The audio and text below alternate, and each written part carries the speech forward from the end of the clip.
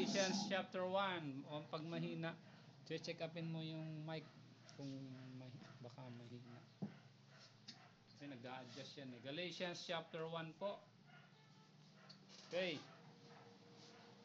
Para po sa ating mga nasa online, nasa YouTube na tayo, naka-click na. Kapag maputol po yung ating lesson, hindi nyo masubaybayan, pupunta po kayo sa ating YouTube channel para po masubaybayan ang ating mga pinapag-aralan, ano po. At nandun po lahat ng ating mga lesson simula pa nung mga nauna na po, nandun na po sila naka-upload, ano po. Okay, so tayo sa Galatians chapter 1. Ano ba yung Galatians chapter 1 natin? Ayan. So naka-project na yan, ano po. Sa OBS ganoon din. Tingnan mo nga, naka main screen na tayo. Yan. So yan ang nakikita. Galatians chapter 1 verse number, simulan natin verse number 6 hanggang verse number 10. Ano po? Sa Galatians 1 6 to 10, ano po. At ganito po ang sinasabi, ano po. Babasahin natin para po sa ma-review natin yung Bible reading natin kanina.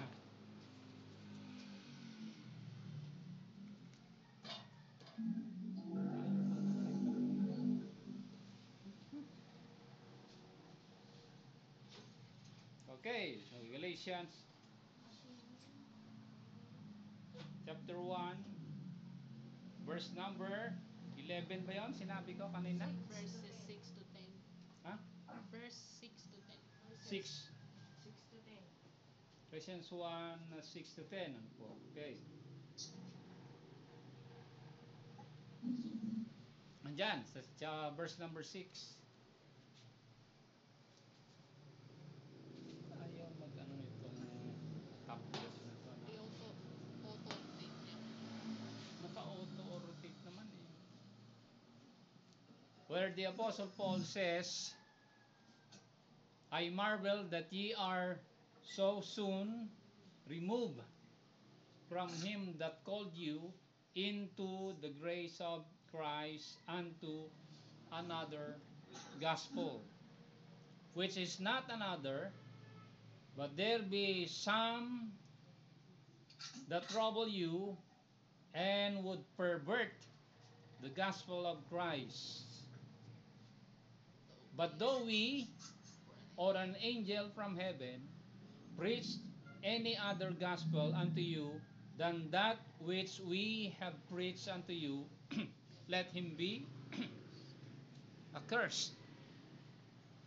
As we have said before, so I say now again, if any man preach any other gospel unto you than that ye have received, let him be accursed. Ayan, sabi ni Apostle Paul, saka sa verse number, ano to? 10.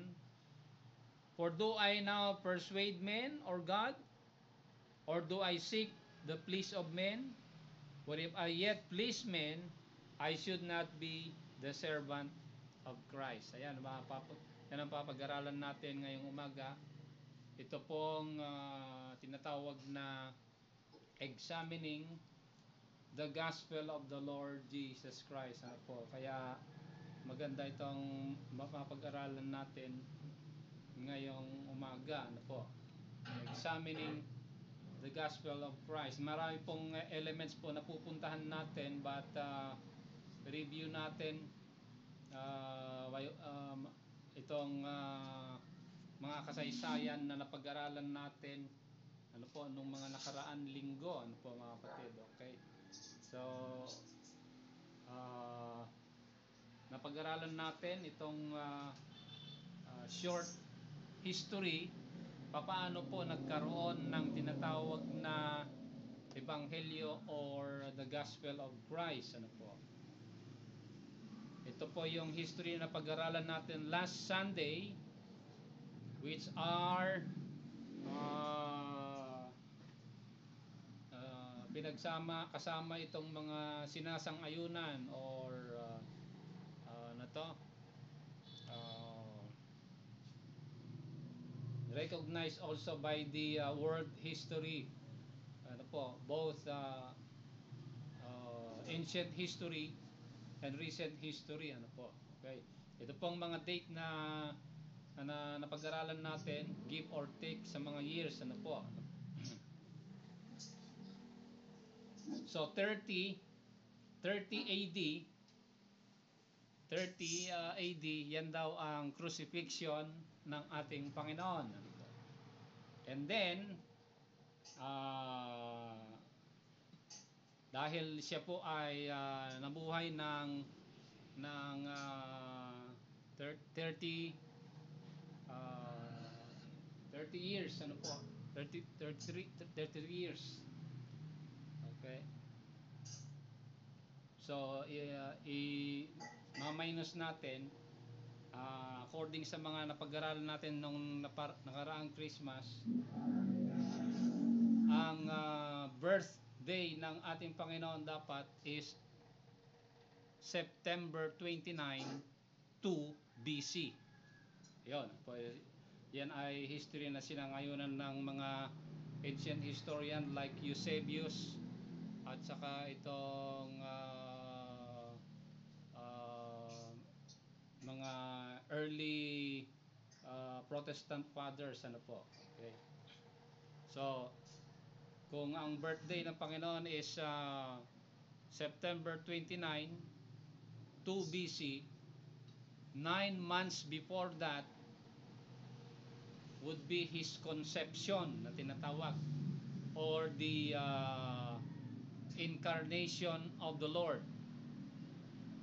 So, from September, bibilang tayo paatras ng 9 na buwan, dahil 9 na buwan naman ang bata sa loob ng tiyan ng nanay, babagsak tayo sa anong buwan?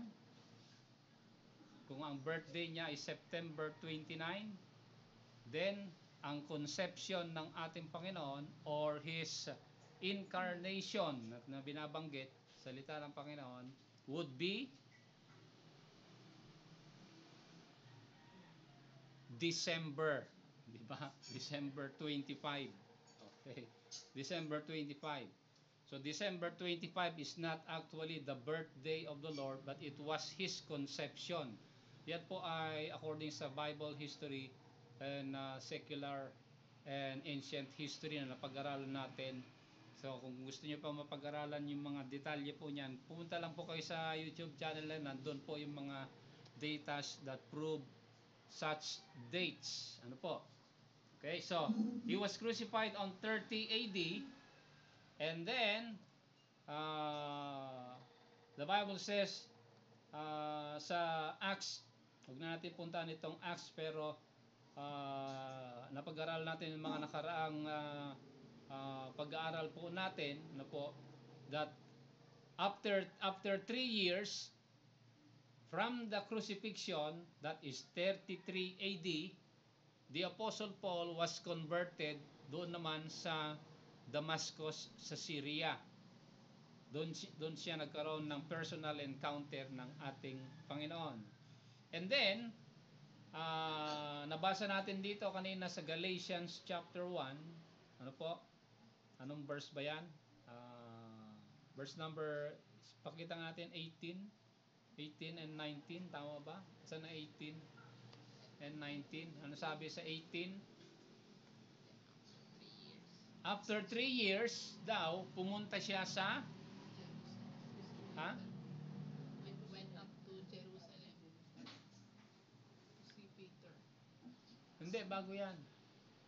Bago yung 18. Ano sa 17? After 3 years, Punta nga siya Jerusalem. hindi, Naman sa 18. Ayan, nasa 18 after 3 years. 16 na to.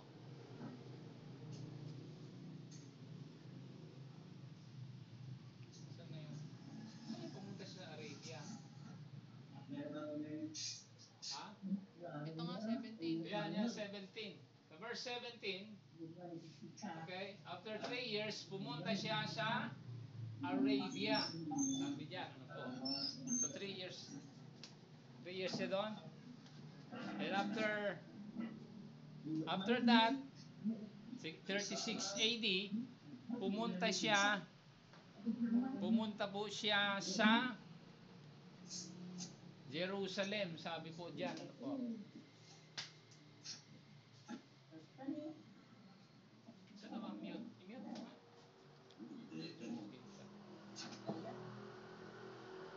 Okay, so that is Galatians 1:18 hanggang 19. Sabi po diyan, mga kapatid, ano po?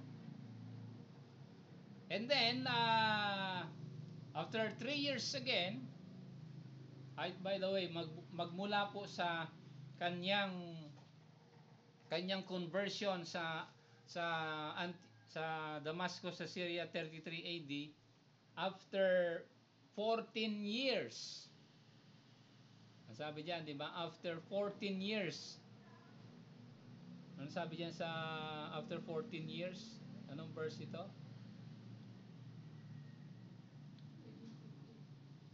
After 14 years, that would be 50, tama ba? 50 AD. Sa Galatians chapter 2. Tingnan nyo ha, sa Galatians chapter 2. Verse 1. Galatians 2 verse 1. Then 14 years after, I went up again to Jerusalem with Barnabas and took Titus with me also. Ayan, second meeting po nila. Verse number 6. Verse number 6. But, ano yan?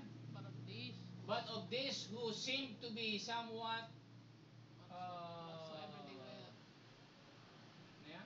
whatsoever they were, it maketh no matter to me.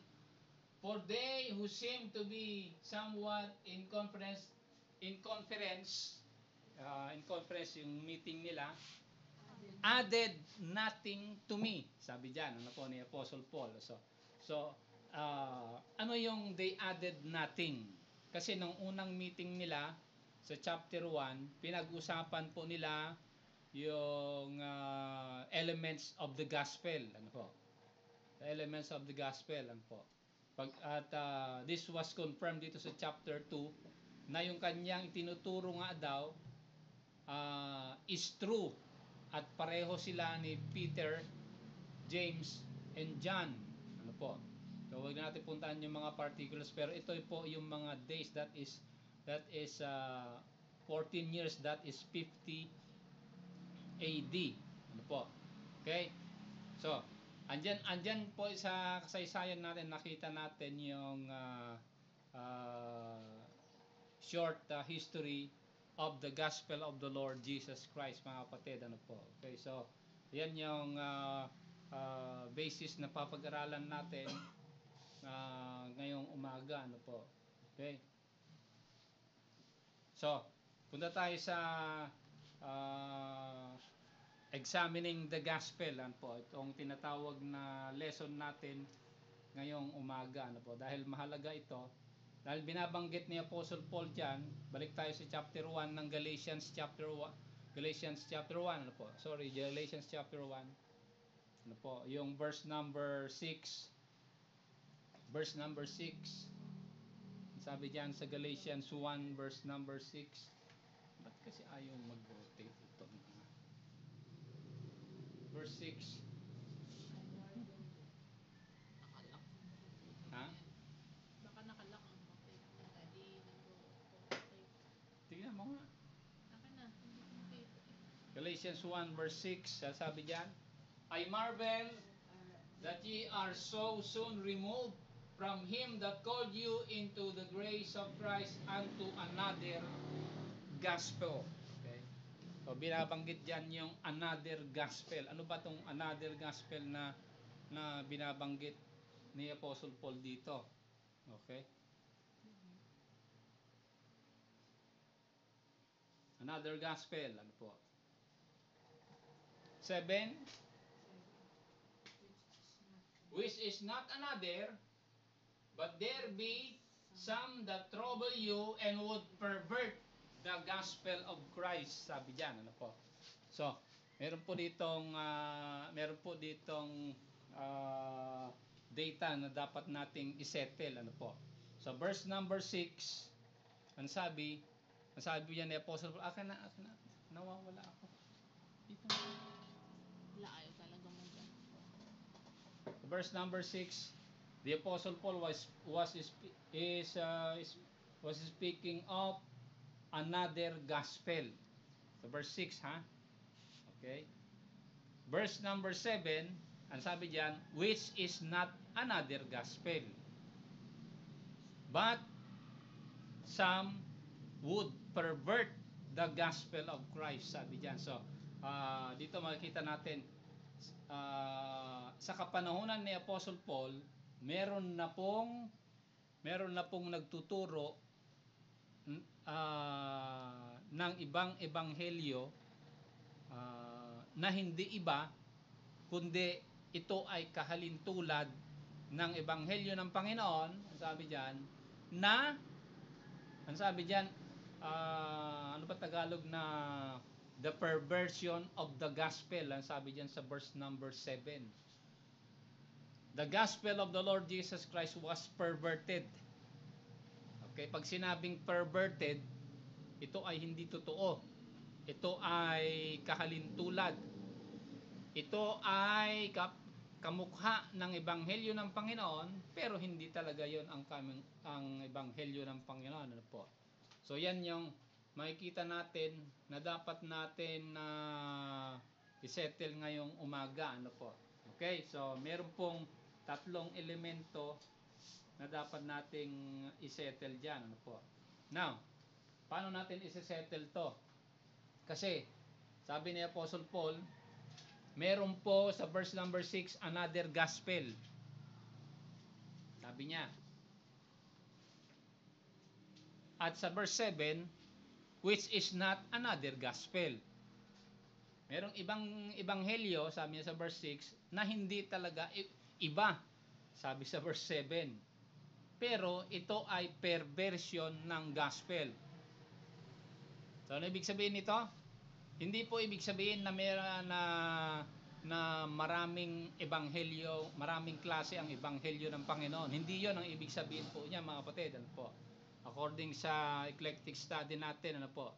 Hindi po ibig sabihin na iba ang ebanghelyo, hindi ibig sabihin na nag-iiba ang ebanghelyo pag iba ang relihiyon, ano po.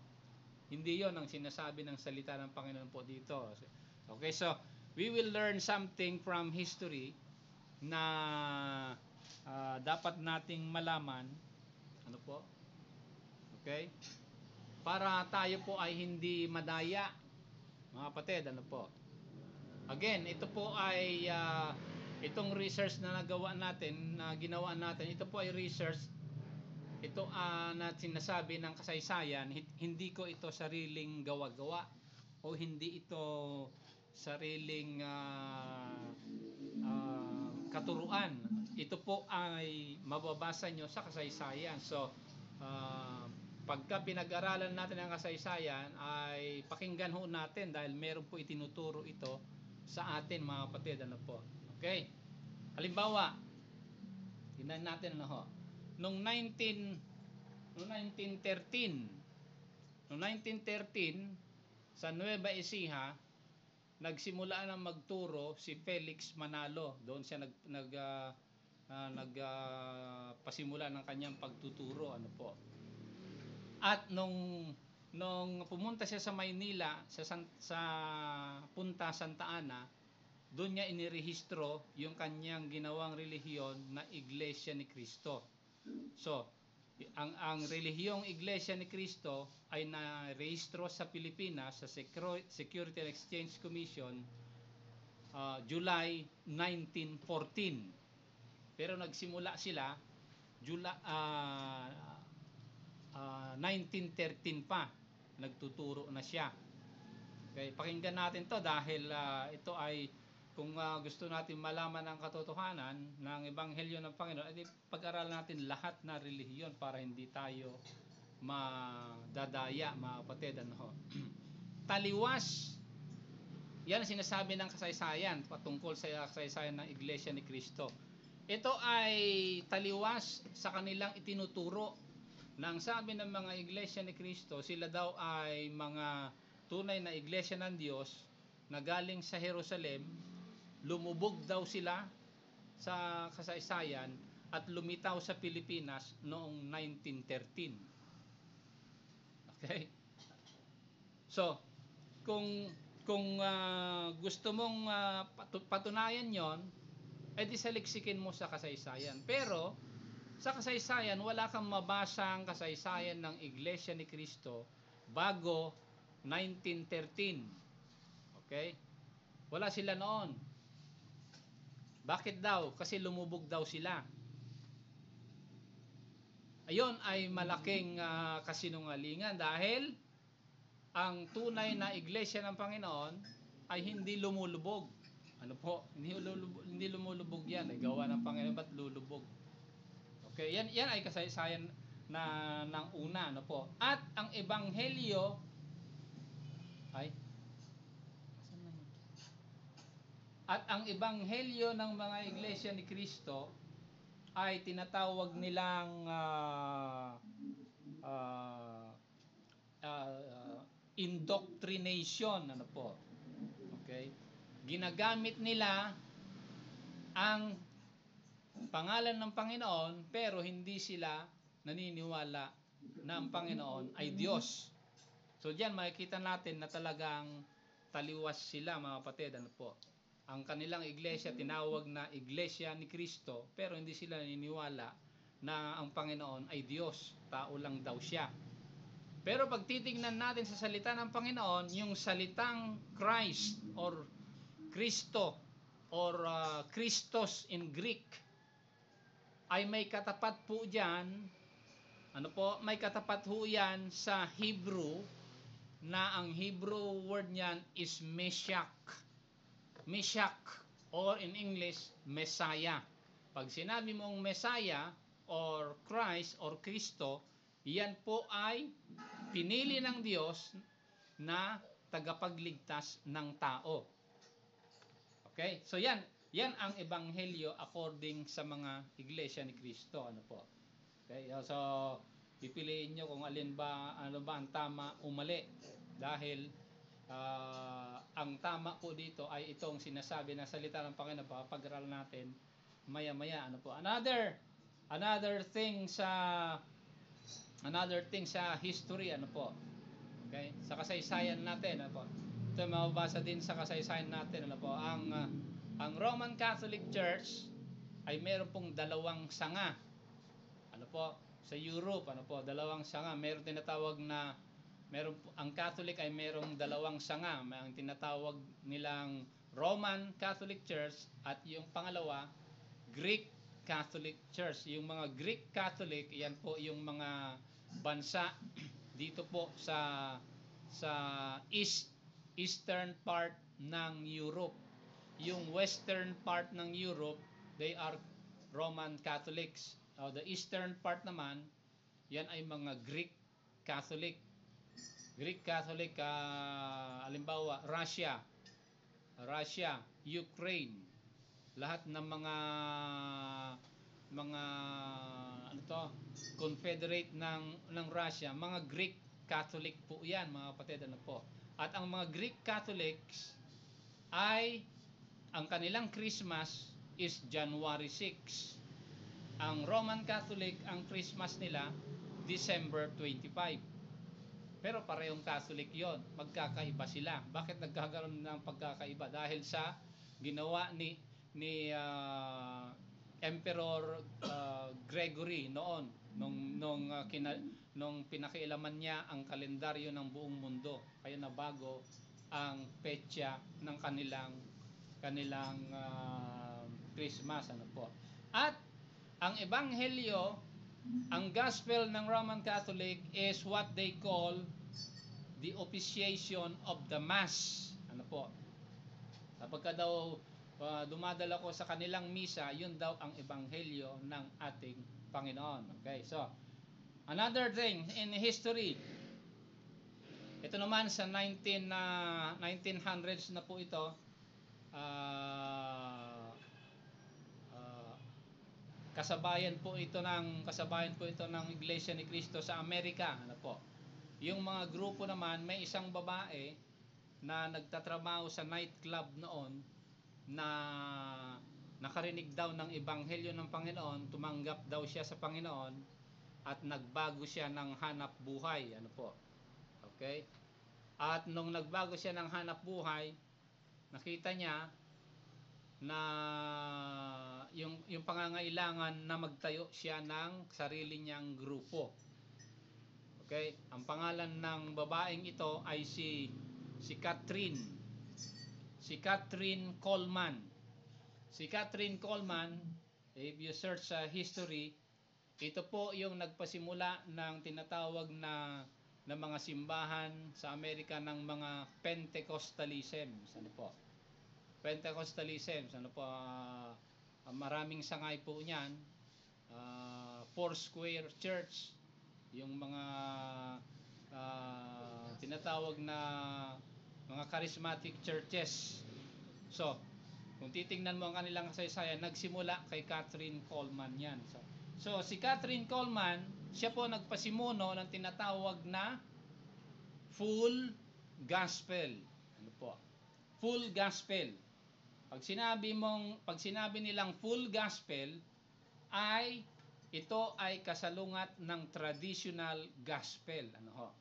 Okay, so again, ito ay quick warning natin mga kapatid, ano po, dahil ito po yung mga lumalabas sa kasaysayan, ano po. Ito yung mga apat na relihiyon sa buong mundo na ipapahagi po sa inyo para malaman nyo kung ano ang tinatawag ni Apostle Paul dito na there is what we call the perversion, sa verse number 7, perversion of the gospel. So verse number 6, there is the proliferation of another gospel, sabi niya, at which is not another gospel but the perversion of the gospel, sabi diyan sa verse number 7. Ano po? Okay, so nakita ho natin yan, ano po, sa kasaysayan. Hindi ho tayo lulukuhin ng kasaysayan pagka nagre-research ko kayo kung dahil yan ay nakatatak na, ano po, sa kasaysayan, hindi mo nang mababago po yan mga kapatid, ano po. Okay, so yan ang full gospel. Pag sinabing full gospel, against the tradition, at doon nila in-implement yung tinatawag nilang praise and worship. Pero po dito po sa salita ng Panginoon, hindi mo mababasa yung full gospel. Ano po? Hindi mo mababasa yung mass. Hindi mo mababasa yung indoctrination na tinatawag ng mga iglesia ni Cristo. Ano po? Okay? Pang-apat na relihiyon, ano po, dito, o grupo sa buong mundo na ano to? Pinervert o ginawang mali ang ebanghelyo ng Panginoon ay yung tinatawag ng grupo natin sa buong mundo ng mga fundamentals. Pag sinabing fundamentals, ito po yung mga evangelicals. Pag sinabing evangelicals, ito po yung mga pagsama-sama ng lahat ng mga relihiyon na naniniwala sa Biblia bilang paraan ng pagtuturo, at nagkaroon sila ng pagsama-sama noong 1940. Kaya titingnan nyo ang mga awit ng mga Methodist, ang mga kanta ng mga Protestante, ang mga kanta ng mga Seventh-day Adventist, ang mga kanta ng mga saksi ni Jehovah, ang mga kanta ng mga ano pa ito? Isa? Iba't ibang churches, pare-pareho ang kanilang kanta. Pati mga Baptist, pare-pareho ang kanta kasi nagkaroon sila ng conglomeration noong 1940, nagagawa sila ng hymn book at magkakaisa sila. Ano po? Yan ang tinatawag ng mga fundamentals, ano po. At ang mga fundamentals, kasama na po mga Baptist po diyan, ano po, or any other churches, ano po. Mga fundamentals ho yan. At ang kanilang definition ng gospel is, they say, the gospel is, according daw kay Apostle Paul sa 1 Corinthians 15, it is the death, burial, and the resurrection of the Lord. Okay? At kung pupuntahan mo nga yung 1 Corinthians 15, verses 1 to 7, I believe, huwag na natin puntahan at tatagal tayo. Yan ay, ilagay mo na lang yan, okay? Ayan. Malalaman mo nga doon na ang ebanghelyo ng Panginoon, moreover, I declare unto you, sabi ni Apostle Paul, okay? Sa 1 Corinthians 15, puntahan nga natin para maipakita natin sa YouTube. Sa 1 Corinthians 15, simula sa verse number 1 hanggang verse number 4. Okay, makikita natin doon. Moreover, I declare unto you, sabi ni Apostle Paul, the gospel. Okay? Tama? I declare unto you the gospel which I preach unto you, which also you have received, and wherein ye stand. Verse 2, by which also ye are saved. Verse 2, if you keep in memory that what I preach unto you, unless ye have believed in vain, for I deliver unto you first of all, 3, which I also received, how that Christ died for our sins according to the Scriptures, and that He was buried, and that He rose again the third day according to the Scriptures. Ayan, ayan, mabasa nga natin nga, di ba? Na ang gospel daw is death, burial, and resurrection. Opo. Okay? So, yan daw yung definition of the gospel. At yan ay pinapaniwalaan karamihan, ano po, if not all, ano po, ng mga fundamentals, ano, that the gospel is the death, burial, and resurrection of the Lord Jesus. Kaya mabasa natin yan sa 1 Corinthians 15, ano po. Pero, kapag pinag-aralan ho natin ito, mga kapatid, ito po ay hindi yan ang ibig sabihin ng gospel. It's not death, burial, and resurrection. Kasi sinabi ni Apostle Paul diyan, yung gospel dito, this is the gospel that I preach unto you, sabi niya, and this gospel I received, which I also received, sabi niya, di ba? Yan, I also received, sabi niya sa verse na tinanggap lamang niya ito. Ano po? So, para malaman natin ano yung tinanggap ng Panginoon na ebanghelyo ng Panginoon, ano po? Kanino niya tinanggap ito? Kanino niya tinanggap yung ebanghelyo ng Panginoon? Na sinasabi niya, the gospel is the death, burial, and the resurrection of our Lord Jesus Christ. Kanino niya tinanggap? So, sa history natin, nalaman natin kanina na tinanggap niya ito sa Panginoon when He encountered the Lord doon po sa Damascus, sa Syria, 3 years after the death of the Lord Jesus Christ. Ano po, na parang sila ng personal encounter doon. Ano po. Okay? Ngayon, kung totoo nga na ang gospel is death, burial, and resurrection, may problema tayo. May problema tayo sa mga maraming verses. Hindi natin puntahan yung mga verses na marami ito, pero I will just give you just tatlong example. Ano po? If the gospel is the death, burial, and resurrection of the Lord Jesus Christ, ano ang masasabi natin dito po sa Luke chapter 11? Ano po? Huwag natin puntahan, mahaba yung whole chapter, yung Luke chapter 11. Luke chapter 11 was the account na kung saan si Lazarus nagkasakit, namatay, inilibing siya, at saka binuhay siya ng Panginoon. So complete 'yon, di ba? Lazarus died, he was buried, and he rose again from the grave. Nandun yung death, burial, and resurrection. Ano po? Tama, di ba? Luke chapter 11. So, kung ang ebanghelyo is death, burial, and resurrection, edi qualified si Lazarus, sana or dapat meron ding gospel si Lazarus. Kasi namatay siya, nilibing siya, at nabuhay siya muli. Pero wala tayong mababasang the gospel of Lazarus. So, ibig sabihin, the gospel is not death, burial, and resurrection. Okay? At hindi lang yan. In the Old Testament, ano po? In the Old Testament, nung nagkaroon ng famine sa Northern Kingdom, sa Israel, ano po? Sa 10 tribes ng Israel. Karoon ng famine doon for 3 years, sabi ng Bible. At nagutom wala nang makain si Prophet Elijah. Inutusan si Elijah ng Panginoon, pumunta ka doon sa lugar ng Sarephat, sabi niya, at merong pong widow doon, at doon ka kumain, sabi ng Panginoon kay Elijah. So, Elijah went to Zarephath, sa bahay ng widow, at doon siya kumain sa loob ng 3 years of famine.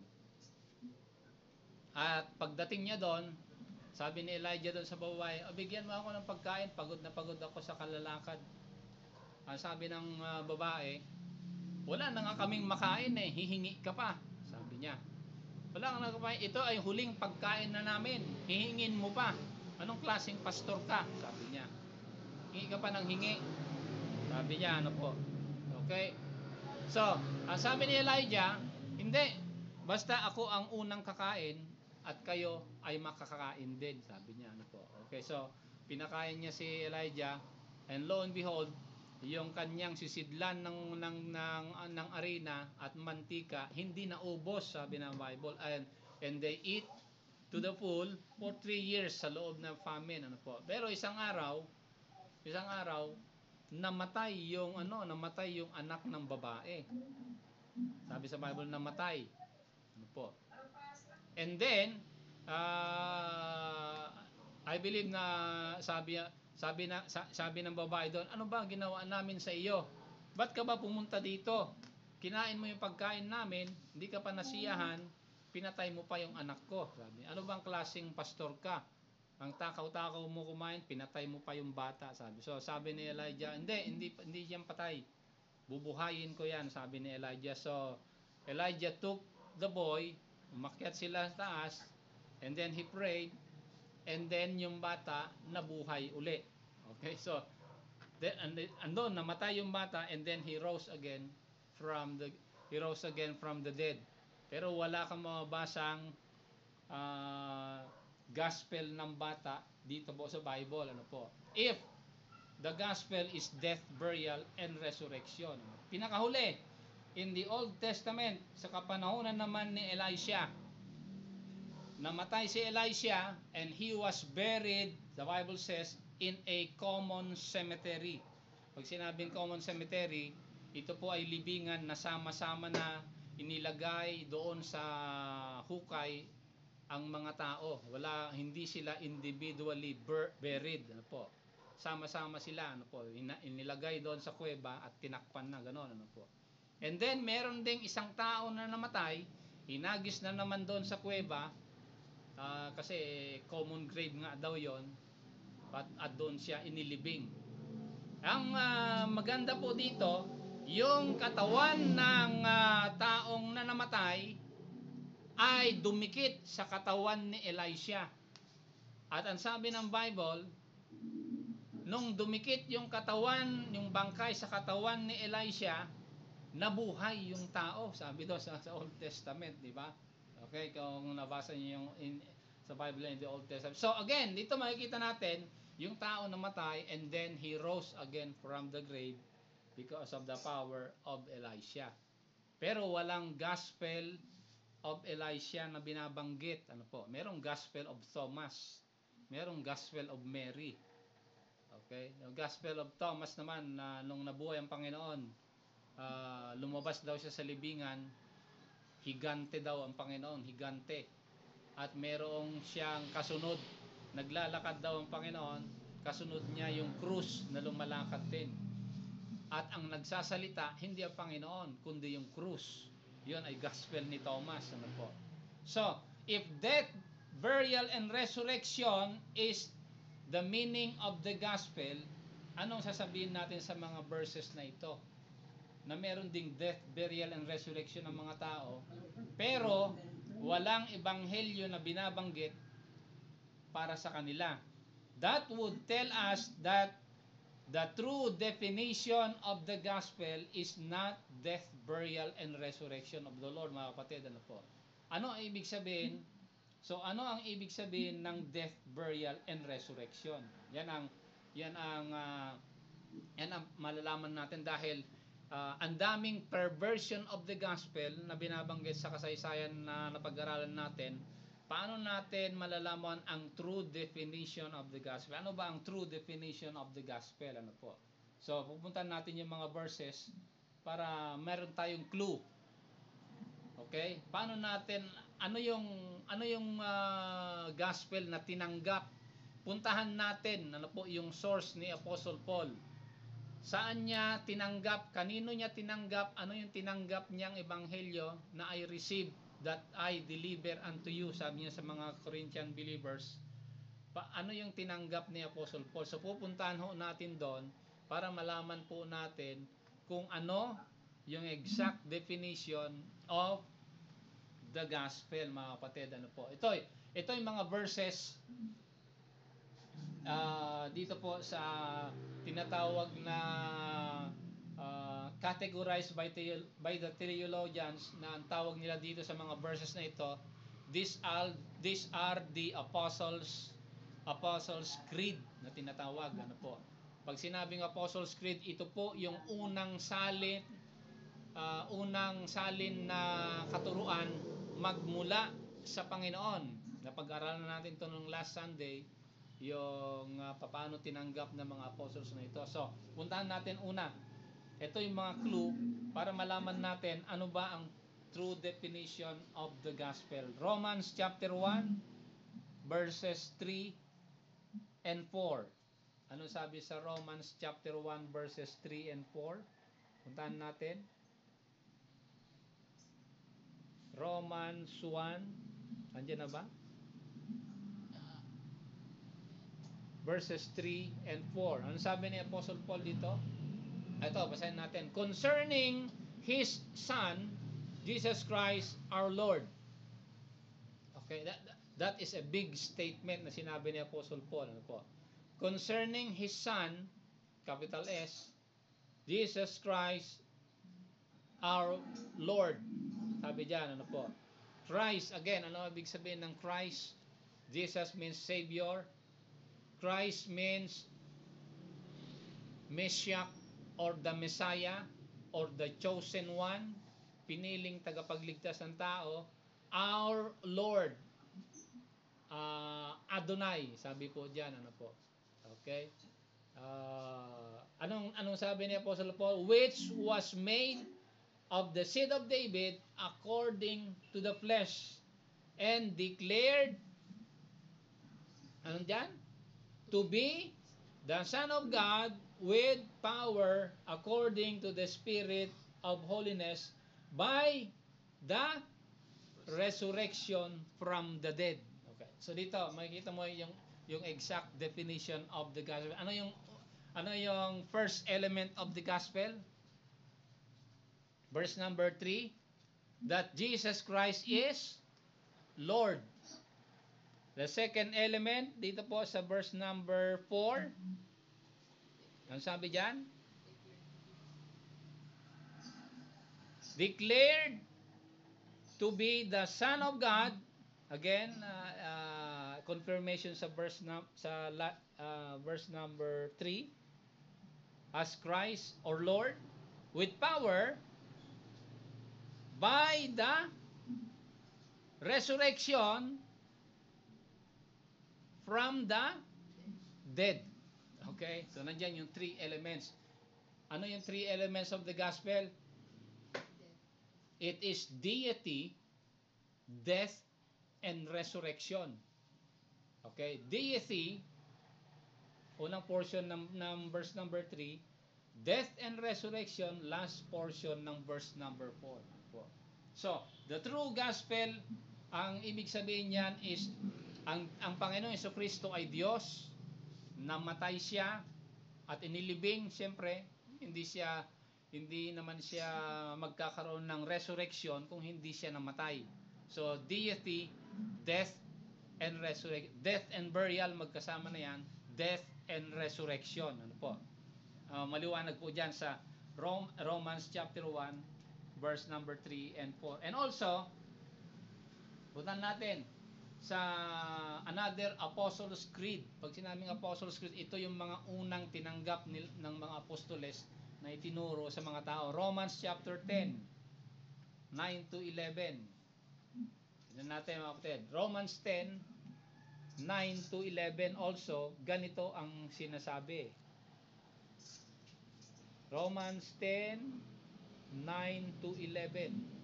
That if thou shalt confess with thy mouth the Lord Jesus, again, ang ruling element dyan is the Lord Jesus Christ is God. The Lord Jesus, and shall believe in thy heart that God hath raised him, resurrection, from the dead, death, again, so, sa verse number 9, complete na yan, deity, death, resurrection. Okay? Thou shalt be saved. Sabi dyan ni Apostle Paul. Okay, so, another, dito po sa ano to? Kaya, hindi ko makita sa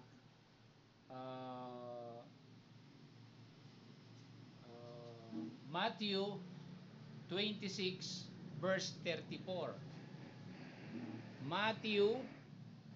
Let's look at Matthew 26 verse 34. Ang sabi sa 34, okay, sabi dito, Jesus said unto him, Verily I say unto thee, that this night before, tama ba?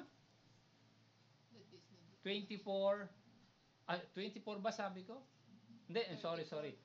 Matthew 26:34. 26:34 ba ito? Tama? Ha? 34 na.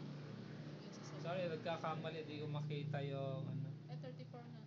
Tama, 34. Ha? 34, verse 34 ng Matthew 26. Hindi, mali ito. Ano ba ito? Baka Ano ba to? baka Ay, hindi, ito. John 20:31. John 20:31. Sorry, magkakamali ako sa ano. John 20:31. Sorry. John 20:30. Hindi pala Matthew. John 20:31.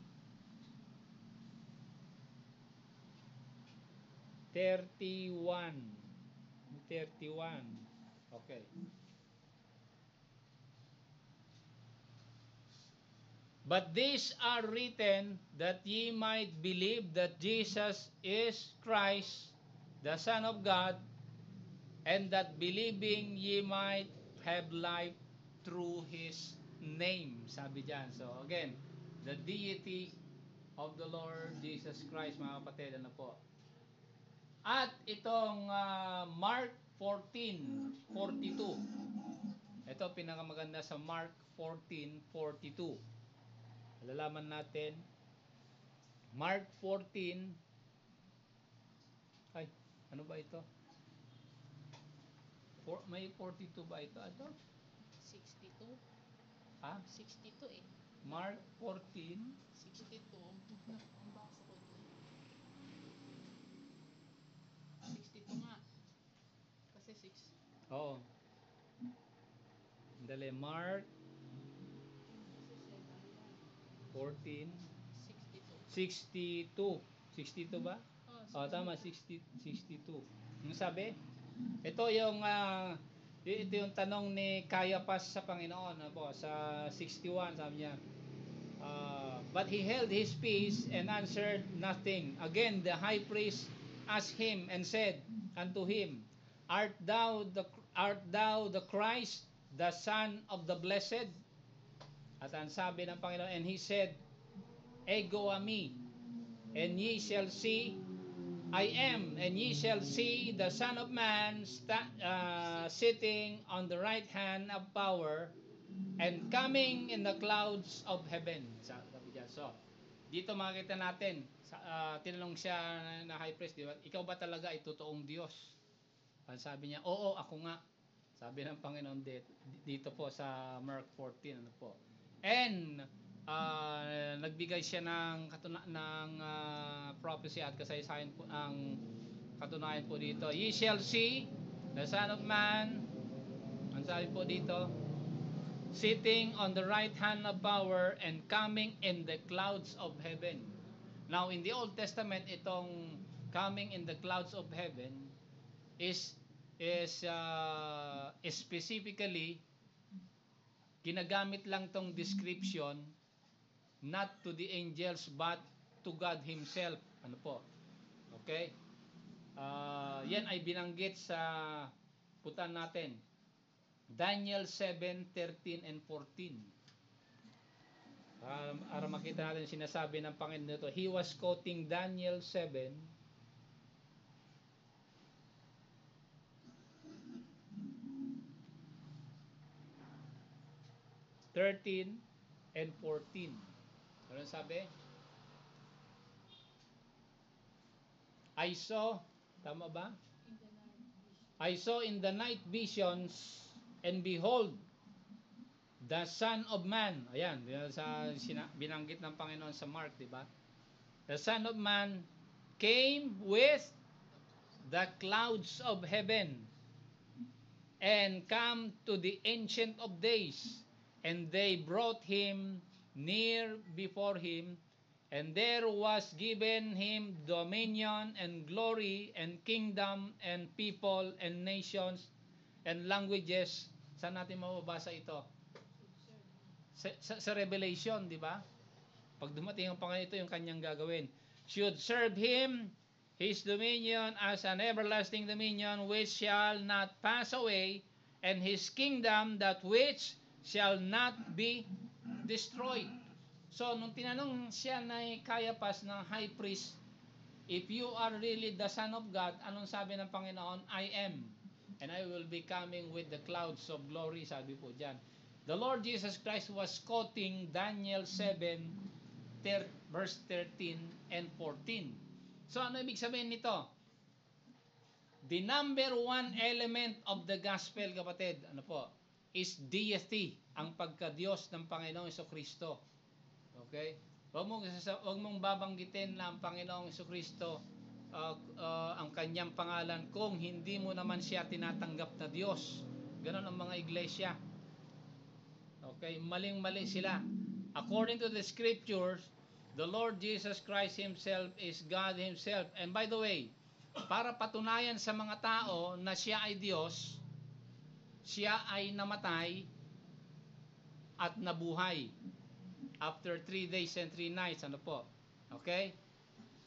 Yan ay makita natin maya-maya sa mga public records ng Roman government. May records po niyan, ano po?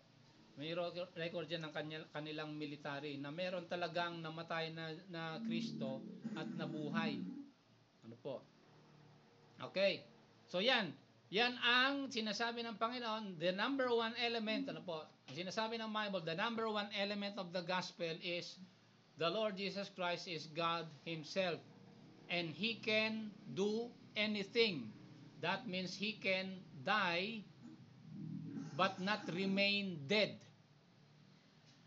Dahil He is life. Okay? Ang dahilan bakit namatay ang Panginoon is because He bore our sins. Dala-dala niya ang ating kasalanan. Kaya namatay siya. Pero pag hindi niya dala-dala ang ating kasalanan, hindi siya mamamatay. Pero dala-dala niya ang ating kasalanan, namatay siya, dahil yung kasalanan na dala-dala niya, hindi niya kasalanan, nabuhay siya. Tayong mga tao, pag namatay tayo, patay tayo, hindi tayo mabuhay sa sarili natin. Bakit? Kasi yung kasalanan natin, sarili nating kasalanan yon, mga kapatid. But Ang kaibahan natin sa Panginoon Jesucristo, namatay nga siya, pero maya-maya nabuhay na siya dahil hindi niya sarili yung kasalanan na dala-dala niya. So, He rose again from the grave. So, the number one element of the gospel is deity, death and burial, and then resurrection. Magkakasama po yan. Hindi natin pwede hiwa-hiwalayin. Ano po? Dahil ang pinakamagandang katunayan na ang Panginoon nga ay Diyos ay dahil namatay siya at maya-maya nabuhay na siya. Dahil hindi kaya ng kamatayan na patayin ang buhay. Hindi pwede. Okay? Ang buhay kayang buhayin yung patay. Ano po? At nananatiling buhay ang ating Panginoon. So, the elements of the gospel is clear dito. Ay, huwag tayong maniniwala sa mga perversion ng gospel sa kapanahunan natin. Ano po? It is not death, burial, and resurrection only. Ano po? It is not tinatawag nilang full gospel. Hindi po ito indoctrination. Ano po? Kahit ilang doktrina ang tatanggapin ng tao, hindi yan mababago ang puso ng tao. Kahit turuan mo ng tao, hindi magbabago yan kung walang pagkilos ng Panginoon sa kanyang puso. Turuan mo man ng tao, yan ang principle ng mga tinatawag na mga nalulung sa mga masasamang bisyo. Nagkakaroon sila ng rehabilitation. Ano ba ibig sabihin rehabilitation? Tinuturuan sila ulit tinuturuan ng mga magandang bagay. Ano po? Pero kahit turuan mo yung tao, kung ang puso niya ay hindi nagbago, walang magbabago po yan. Sabi nga ng isang tao, di ba? Magpasok ka man ng kabayo sa garahe ng kotse. Ang kabayo ay mananatiling kabayo, hindi magiging kotse kahit nakapasok sa garahe. Sabi niya. Ito naman yon, ano po? O kaya naman, pwede mong hilain ang kalabaw doon sa ilog. Pero hindi mo daw siyang mapepwersang uminom sa ilog. Hindi siya uhaw eh. Okay? Ganon din po, turuan ng tao, hanggat hindi hinihipo ng Panginoon ang kanyang puso, hindi po siya magbabago, mga kapatid. So, paano ang tamang paraan po dito? So, deity is the gospel, the number one elements of the gospel is deity, death, and resurrection. It's not death, burial, and resurrection po. May conflict yan sa scripture. So, dahil sa mga napag-aralan natin, mga events in the New and in the Old Testament. Ano po? So, the number one element of the gospel is deity, death, and resurrection. Mga kapatid, hindi natin puntahan yung death and burial pero pahapyawan natin ito yung sa death and burial. Nandito po makikita natin yung record ng Roman military, ano po, may records po yan sa Roman government. Puntahan natin. Ito ay na-overlook ng mga ibang mga nag-aaral ng Bible minsan, pero pag pinag-aralan mo ito, you compare with ancient history, malalaman mo nga, ay, totoo pala na merong Kristo na namatay at inilibing noong ganitong panahon, 30 AD. Punta na mo natin sa Matthew 27 verse number 62.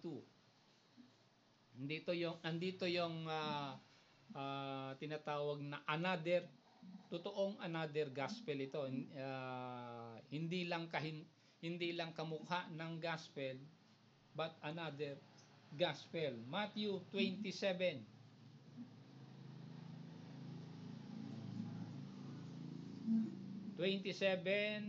verse number 62.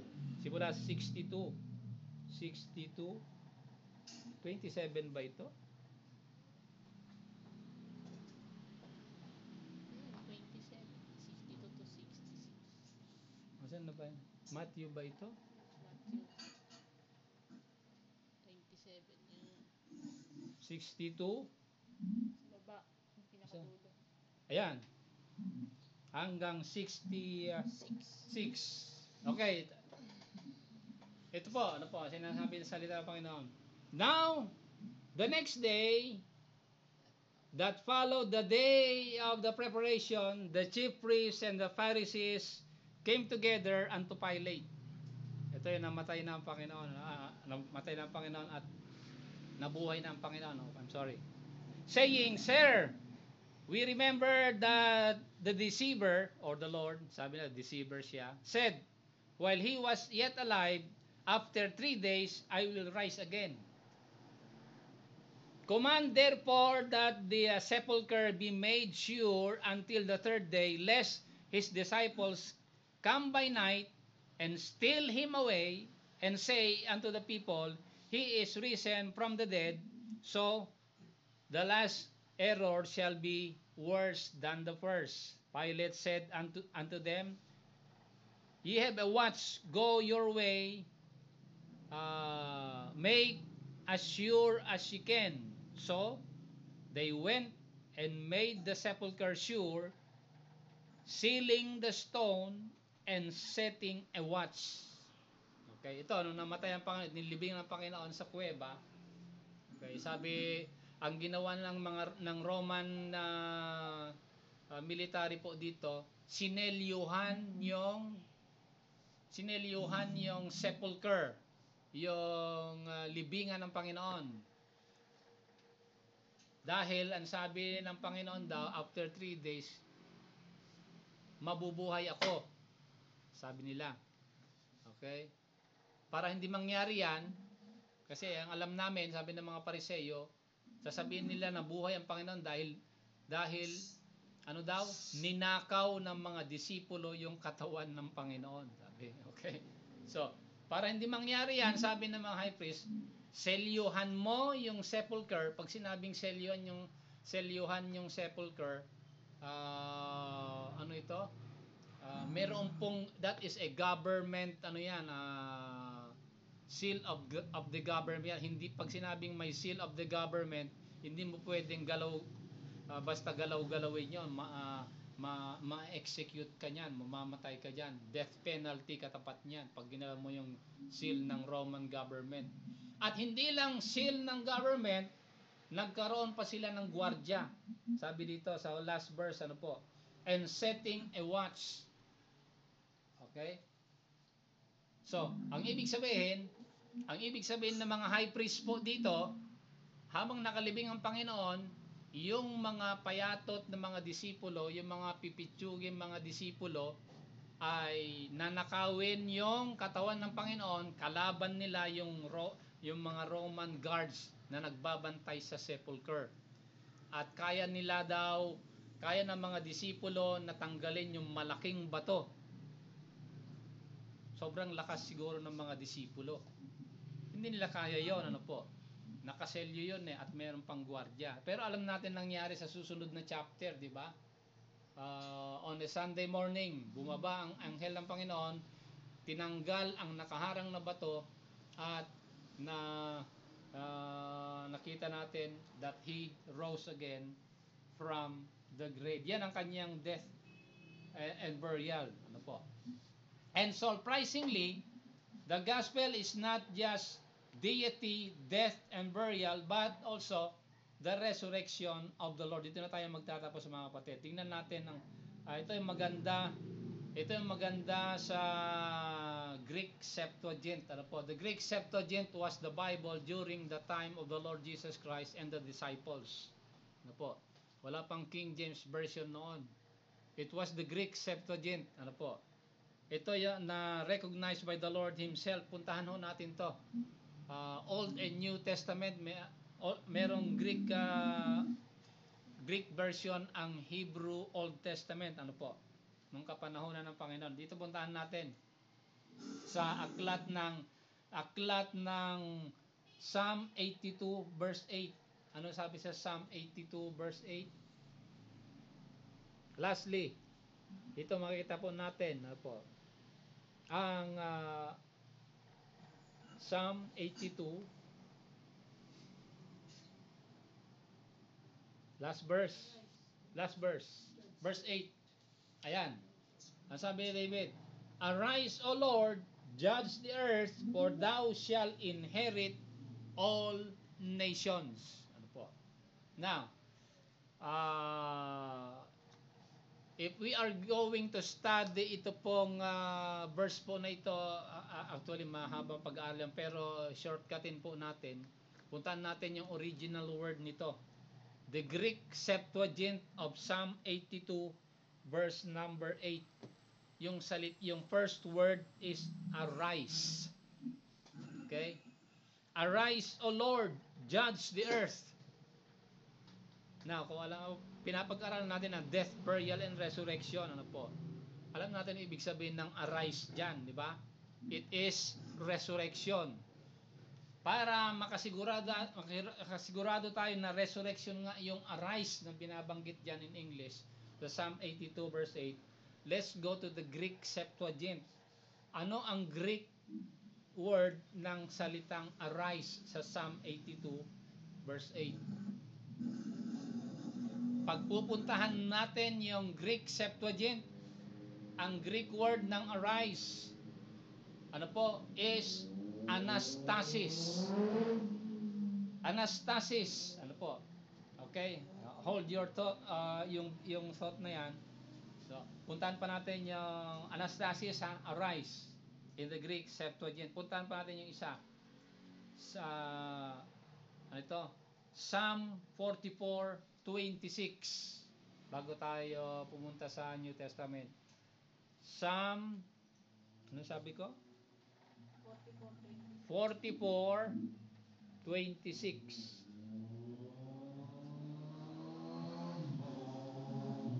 44:26. Ano sabi? Again, David says, Arise for our help and redeem us for thy mercy's sake. So, meron na kayong idea pag sinabing arise dyan. Okay? It means that the word also there in Greek is anastasis. Okay? Lastly, marami ito pero tatlo lang puntahan natin. Punong-puno ang salitang arise in the Old Testament. Ano po? Alam ang idea natin resurrection ay nasa New Testament lang, pero in the Old Testament ang daming verse ito. Bigyan lang na basahin lang natin itong konting ito susunod pa. Psalm 102 verse 13. Okay? The book of Psalm 102 na ba? Okay. Verse number 13. 13 ba ito? 13. Again, sabi diyan, ano po? Thou shalt arise and have mercy upon Zion, for the time to favor her, yea, the set time is come. So dito makikita natin mga kapatid, ano po, that the death of the Lord Jesus Christ is planned and determined by God Himself. Ano po? Alam naman natin yung Zion dito, ano po? Zion was the we can say the spiritual name of Jerusalem, ano po? At doon na ipako ang Panginoon. At ang mahalaga rito, sabi ni David, again binanggit yung salitang arise. Thou shalt arise, sabi po diyan, ano po? At pinakahuli sa Psalm, ano to, 7 verse 6. Psalm number 7 verse 6. Ringgan natin dahil para malaman natin kung ano sinasabi ng salita ng Panginoon. Marami tayong verses na pupuntahan para hindi tayo malinlang, ano po? Again, we're talking about the death, burial, and resurrection of the Lord for the remission of our sins. Sabi diyan again, David says, Arise, O Lord, in thine anger, lift up thyself because of thy rage of thy mine enemies, and awake for me. In the judgment thou shalt Ano? Thou hast commanded. Dalawang beses binanggit dito mga kapatid. Yung salitang arise and awake. And finally, Zephaniah 3 verse 8. Lastly, Zephaniah 3 verse number 8. Mababang verse to, pero ano sabi ni Zephaniah?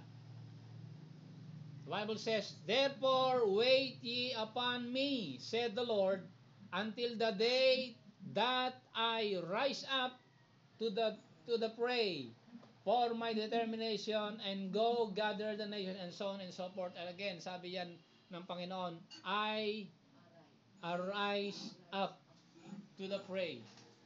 So dito makikita natin mga kapatid, okay, the Greek, sabi ko nga, the Greek form of the word arise in the Old Testament is anastasis. Anastasis is the Greek word for resurrection. So, in the Old Testament, mention na po diyan ang resurrection ng Panginoon, na pinatutunayan po diyan dito sa matapos natin sa 1 Peter chapter 1 verse 3. Lastly, 1 Peter 1 verse 3. Ang sabi ni Apostle Peter dito, chapter 1 verse 3. Okay. Blessed be the God, chapter 1 verse 3, and Father of our Lord Jesus Christ, which according to his abundant mercy hath begotten us again unto a lively hope by the resurrection of Jesus Christ from the dead. Okay, so maliwanag po yan mga kapatid. Ano? That ito pong resurrection ng Panginoon was the culmination of His judgment to the spirit world. He judged sin. When He died on the cross, He bore our sins. He died for our sins, and yet He did not remain in the grave, because the sin that was on Him is not of Him. It was of us that He died. So He died for our sins. Kaya nga, His death, His burial, and His resurrection. Ano po?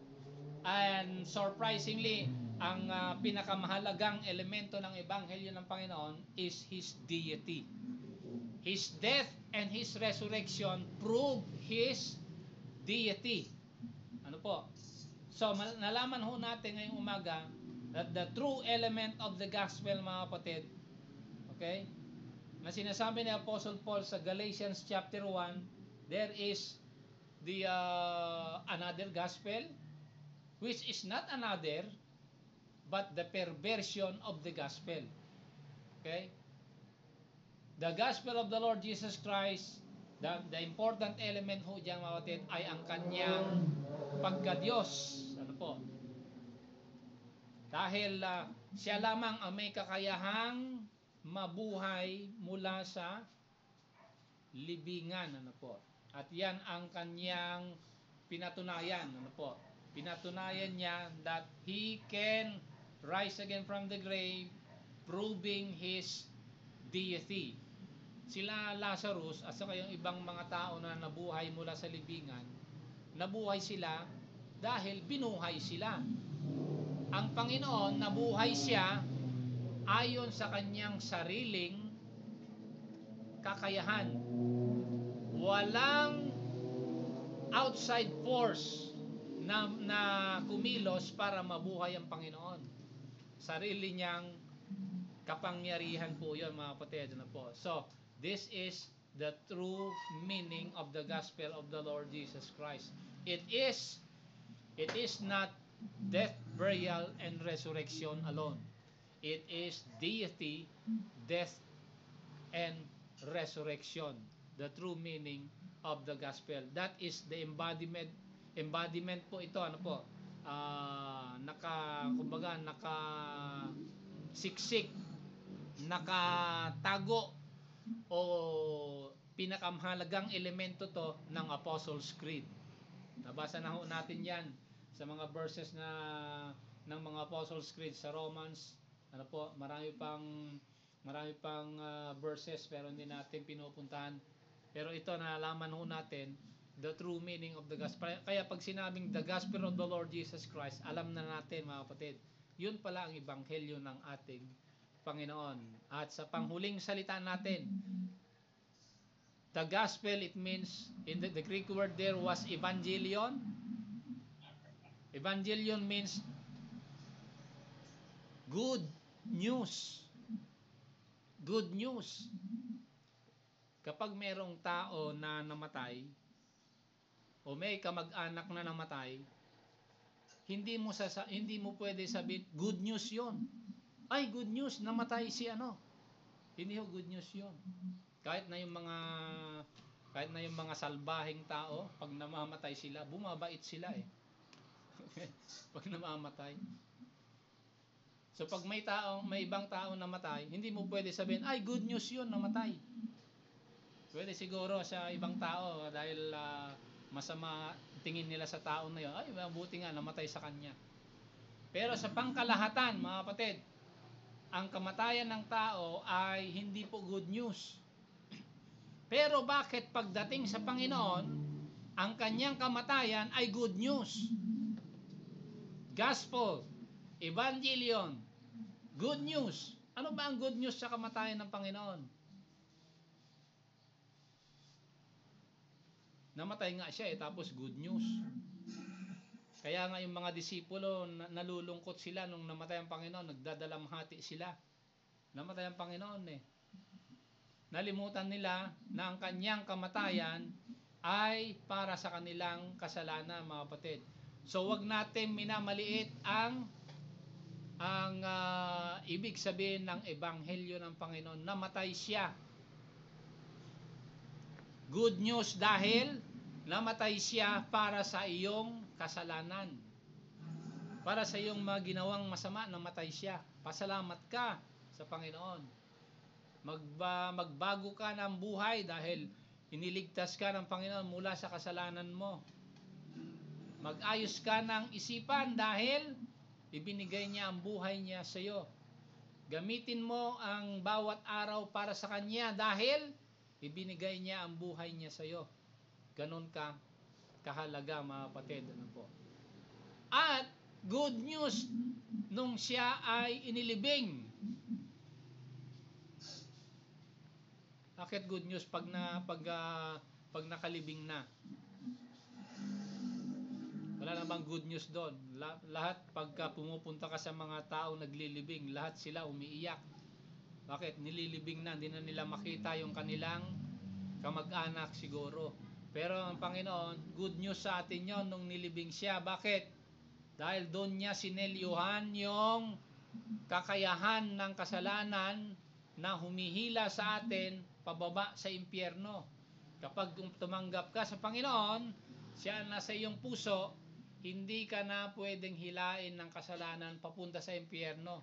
Sabi nga ni Apostle Paul, there is therefore now no condemnation to them which are in Christ Jesus, sa Romans chapter 8 verse 1, walk not after the flesh but after the Spirit, mga kapatid. And ultimately, He rose again from the grave. Meron pang verse sa Matthew, ano po?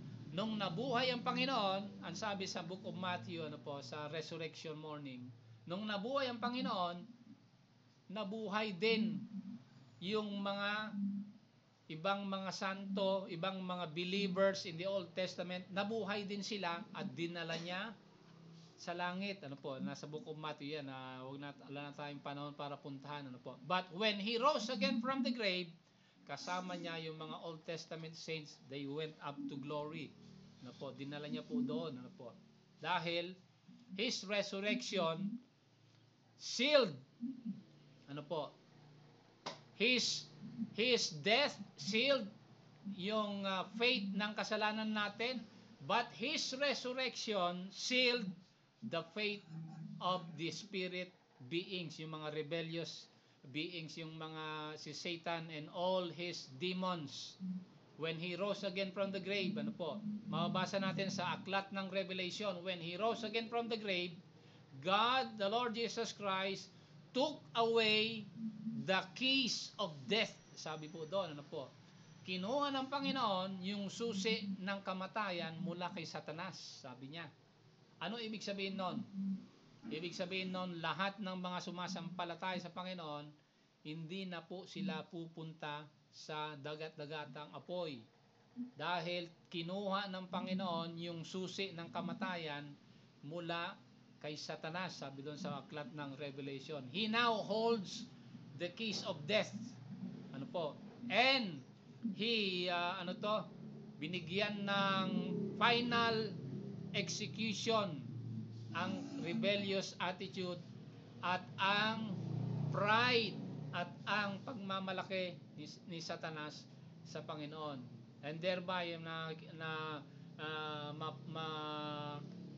fulfill yung prophecy in the book of Matthew that death was created for the devil and his angels, sabi ng ating Panginoon. Yan po ang ebanghelyo ng Panginoon, mga kapatid. It is deity, death, and resurrection. So, God bless you. Kita-kita tayo ulit sa susunod na linggo. I-stop mo na yung sa YouTube natin.